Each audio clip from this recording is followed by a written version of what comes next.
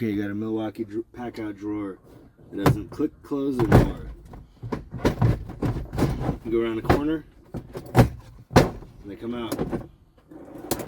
Here's the fix. Take a drawer out.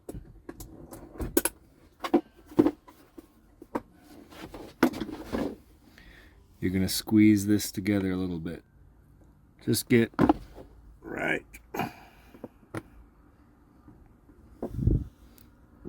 there, because you still have to get it on the drawer side. You give that a squeeze. Other side.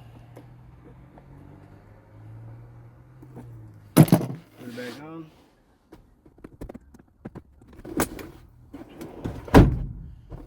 Oh yeah.